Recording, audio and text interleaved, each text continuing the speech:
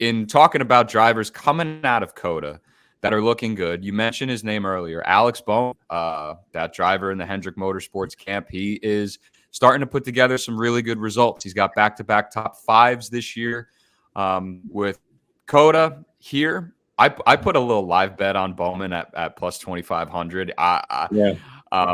You told me during the race. Yeah, I texted you. I'm like, dude, I've got Byron, and I hedged just a little bit with Bowman because I mean that 48 was fast. Like, it was. Fortunate that it fell out because it would have been fun to see those two teammates battle it out if Bell and Gibbs hadn't been able to really get there. But for Bowman entering Richmond, like he's a former winner here. He had a pair of eighth place finishes in both races since. And he started on the pole here last year. So Alex Bowman, like when we go, Alex Bowman reminds me a lot of Brandon Jones in Xfinity. And the reason why I say that is because like when I handicap Xfinity, when I talk about these guys, like there's something to be said about a driver who really might not be the sexiest pick or make as much noise. But when we go to tracks that they are historically good at, like they are always going to be a factor. Like, and Alex Bowman has figured out Coda. He's figured out Richmond, like Brandon Jones has at like Homestead and Michigan and some of those other tracks. Like he's always a factor. And I feel like there's a little correlation between the two in that sense. But regardless, I think Alex Bowman is bringing a lot of momentum. We spoke, especially before Daytona, about Hendrick and what position they were in. It was tricky, right? Because you got two of the best guys in the series with Byron and Larson, but then you got Chase Elliott and Alex, who are coming off of injuries and very difficult seasons. Like they were not able to bounce back fully, from their separate. Now their injuries were quite different from one another, but it was still them being out of the car for a while.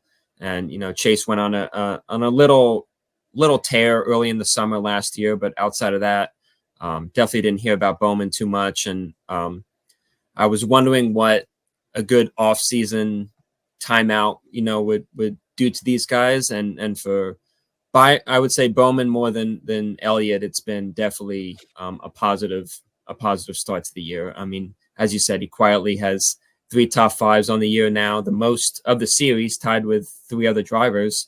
And of those 3 drivers, he's not only the only Hendrick guy, is the only Chevrolet. The 5th best average finish. The 5th best average finish of the series. And though his teammates have won half the races, that average finish is the most of all Hendrick guys.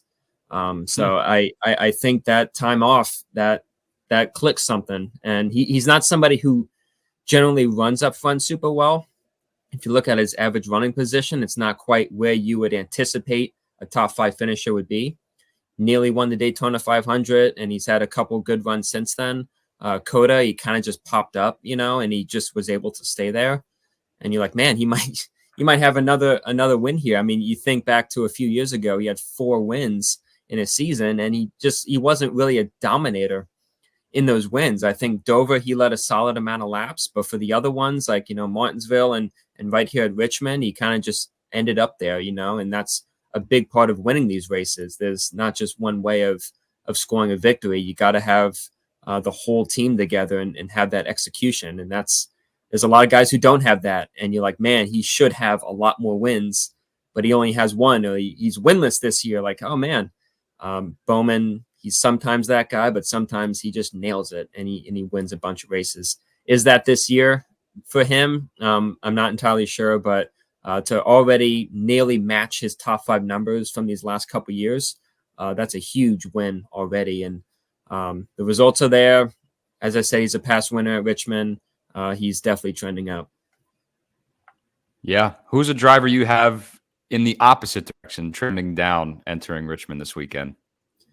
It was somebody who I was very disappointed in this weekend. I think we mentioned him going into the weekend because he usually kicks ass on road courses, and particularly Coda, Daniel Suarez. And I got to say, I tried to caution people to not sign him on as somebody who's comfortable now after winning Atlanta, the second race out. I knew, like, hey, we got to see some marked improvement in the weeks that follow this win to know really where to place him, in rankings such as this. Like, is he going to be somebody who's trending upward? Is he going to be on the quiet side? Is he going to be stock down going into, after the first 6 races? And for me, he really is. He's been quite low. The win is still his only top 10 this year. Look at his average driver rating. It's 68.9.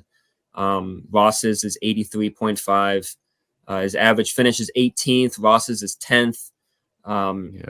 You're always looking at him versus Ross, right? Because Ross is somebody who's flipped the sport on its head multiple times, in his short, stint here at Trackhouse. He's incredibly loud. He's very brash. He's very fast. He doesn't always get great results, but you look at last year, he had 10 top 5s, which is very strong. He got the 2 wins, and Suarez wasn't even close to any of those numbers. The laps led, I think Ross had over 600, and Suarez had less than 100. Like, it was so different on every statistical category except for qualifying. And this year we're seeing them qualify almost right on top of each other, but during race pace, that's where that gap expands, greatly, some weeks. And that was very similar to last year. They qualified very close to each other, but Ross went one direction and Daniel kind of stayed right where he qualified, and sometimes he would be even worse, sometimes a little better. But just to see that kind of crossing over into this year, I'm worried about him. Yeah, there's still that seat is still very warm. That win in Atlanta was not going to just magically give him job security, because even Justin Marks, like, there's certain progress made, but you want to see more tangible progress, and you're still just not getting that from Suarez. I think he's really talented. I got to be honest, like, I actually really have begun to enjoy listening to him in the booth during the Xfinity races, which honestly is something I really thought I would say, but I thought he did very well at COTA, and I really took a liking to him even more so. I just love when these drivers are in the Xfinity booth. Like, you get to hear so much more. I want Hendrick back in there rather than later. Yeah, him and Logano, I think, are the 2 best. Yeah, Joey yells when something happens. Joey's like, "Oh!" And I love, me, when it comes to broadcasters, I love when they bring that excitement. And Daniel's the very same way. He's a great personality. So I wish personality led to like quick results, and we had the most exciting drivers winning every race. No shade on William Byron, but I just love when the personality also succeeds. But it always kicks ass in the booth.